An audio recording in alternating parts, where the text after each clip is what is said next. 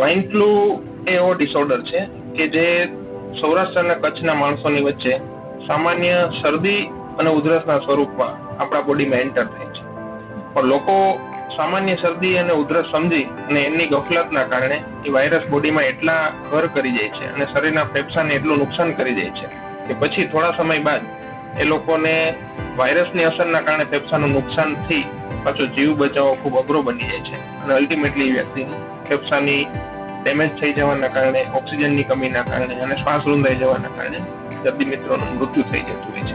આવા સમયે વેન્ટિલેટર ઉપર દર્દી મિત્રોને મૂકવા એ પણ ખૂબ સહાયકારક બનતું નથી અને ultimately we have to loss the subject. આપણે દર્દીને ગુમાવવું પડે છે એવી પરિસ્થિતિ બનતી હોય છે. સ્વાઇન ફ્લૂના લક્ષણો સામાન્ય રીતે જેવી સામાન્ય શરદી ઉધરસ હોય એવા જ પ્રાથમિક સ્ટેજની અંદર લક્ષણો હોતા હોય છે, જેમ કે નાકમાંથી પાણી આવવું, હાથ પગ દુખવા, સાંધાને જકડાઈ જવું, શ્વાસ રૂંધાવો, ગળામાં દુખવું વગેરે પ્રકારના સામાન્ય લક્ષણો જ હોય છે. પરંતુ જ્યારે સ્વાઇન ફ્લૂના લક્ષણો દર્દી મિત્રોને ડેવલપ થવા માંડે એવા સમયે વધારે પડતું શ્વાસની અંદર ગભરામણ થવા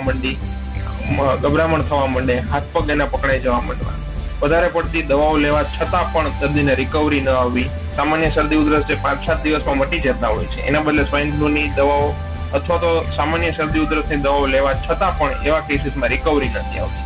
અલ્ટિમેટલી એ સબ્જેક્ટને અથવા તો દર્દીને 5-10 દિવસની અંદર વધારે ને વધારે સ્વાઇન ફ્લૂના વાયરસના કારણે ફેફસા ડેમેજ થતા જાય છે. અલ્ટિમેટલી એને શ્વાસ રૂંધાવા માંડે, ફેફસામાં ડેમેજ થવા માંડે છે. આ એક સ્વાઇન ફ્લૂનો બહુ મોટો ડ્રોબેક છે. આપણે એક અભિયાન પણ ચલાવ્યું. અમે દર વર્ષે સ્વાઇન ફ્લૂના દર્દી મિત્રોને મદદરૂપ થવા માટે દર વર્ષે તમામ દર્દી મિત્રોને સ્વાઇન ફ્લૂથી બચાવવા માટે, સ્વાઇન ફ્લૂ થતો અટકાવવા માટે અને સૌરાષ્ટ્ર અને કચ્છના તમામ દર્દી મિત્રોને આ સ્વાઇન ફ્લૂના પરડામાંથી અટકાવવા માટે પ્રિવેન્ટિવ હોમિયોપેથિક મેડિસિન ડોઝ આપીએ છીએ. તેવી રીતે પોલિયોની રસીના ટીપા એક વખત લેવાથી જીવનભર પોલિયો અટકાવી શકાય છે. તેવી જ રીતે હોમિયોપેથિક દવાઓ લેવાથી એકાદ વર્ષ સુધી સ્વાઇન ફ્લૂથી દર્દીને મહત્તમ રક્ષણ આપી શકાય છે. તો દરેક દર્દી મિત્રોએ આ સ્વાઇન ફ્લૂનો ડોઝ લઈ લેવો જોઈએ. આ સેવાભાવી ધોરણે અમે કામ કરીએ છીએ અને તમામ દર્દી મિત્રોને આ ડોઝ આપીએ છીએ. આશરે 40,000 થી 50,000 દર્દી મિત્રોને દર વર્ષે અમે સ્વાઇન ફ્લૂના ડોઝ આપીએ છીએ અને સૌરાષ્ટ્ર અને કચ્છની અંદર સ્વાઇન ફ્લૂ પહેલા તો અટકાવવા માટેનું એક મોટું પરિબળના ભાગરૂપે અમે અભિયાન ચલાવ્યું છે. હજી અમે ચલાવતા રહીએ છીએ. સરકારને કયા પગલાં લેવા જોઈએ? સરકારે લોકોને જાગૃત બનાવવા જોઈએ. સ્વાઇન ફ્લૂના વાયરસને અટકાવવા માટે સૌથી પહેલા તો આપણે સ્વચ્છતાનું અભિયાન છે એ પણ ખૂબ ઉપયોગી બાબત છે. એકબીજા વ્યક્તિ સાથે છીંક ખાવાથી જે સંસર્ગથી દરેક દર્દી મિત્રોને સ્વાઇન ફ્લૂનો વાયરસ ફેલાતો હોય છે અટકાવવા માટે જે ચેપગ્રસ્ત વ્યક્તિઓ છે એનાથી દૂર રહેવું જોઈએ.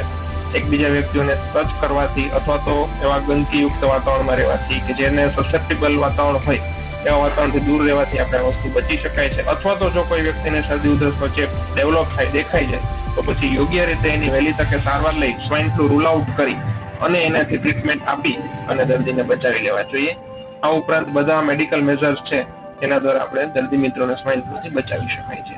સૌથી પહેલા તો દર્દી મિત્રોને કોઈ પણ ડોક્ટરની સલાહ અનુસાર સ્વાઇન ફ્લૂ રૂલ આઉટ કરાવી લેવું જોઈએ. આપનું નામ? Doctor Rahul Gondaliya, homeopath, Rajkot.